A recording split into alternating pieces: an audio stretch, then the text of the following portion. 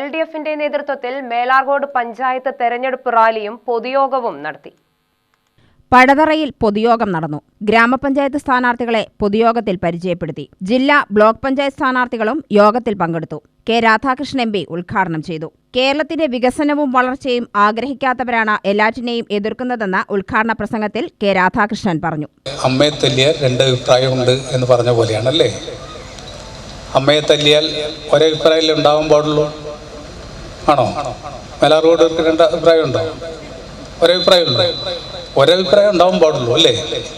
എന്ത്? തല്ലാൻ പാടില്ല. അതല്ലേ, തല്ലാൻ പാടില്ല അല്ലേ? അപ്പോഴും ചിലർ പറയുമല്ലോ, ആ തള്ളക്ക് രണ്ട് കിട്ടേണ്ടതാണ്, വായലനാഗത്തിന് മോശം, അങ്ങനെ പറയുന്നവരുണ്ട് അല്ലേ?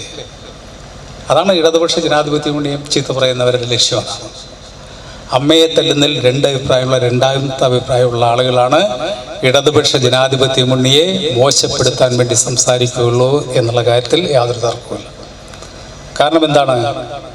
എല്ലാ രംഗത്തും മനുഷ്യന്റെ മോചനമാണ് ഇടതുപക്ഷ ജനാധിപത്യ മുന്നണി മുന്നോട്ട് വയ്ക്കുന്ന ആശയം. അത് കേവലം പറച്ചിൽ മാത്രമല്ലല്ലോ, ജീവിതാനുഭവം നമ്മളെ പഠിപ്പിക്കുകയല്ലേ.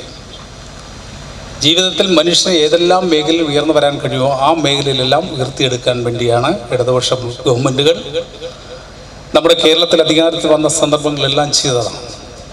ഞാൻ എൻ്റെ ചരിത്രമെല്ലാം പറയേണ്ട ആവശ്യമില്ല.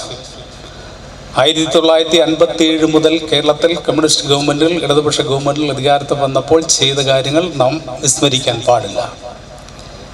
എന്തുകൊണ്ടാണ് ഇന്ത്യയിൽ എല്ലാ കാര്യത്തിലും ഒന്നാം സ്ഥാനത്ത് കേരളം നിൽക്കുന്നത്? ആ ഒന്നാം സ്ഥാനത്ത് നിൽക്കാനുള്ള അടിസ്ഥാന ശിലപാകിയത് 1957 അധികാരത്തിൽ വന്ന VMS നേതൃത്വത്തിലുള്ള കമ്മ്യൂണിസ്റ്റ് ഗവൺമെന്റാണ്.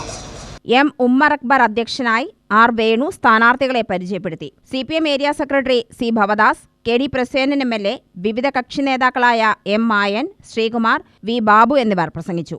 UTV news, Palakkad.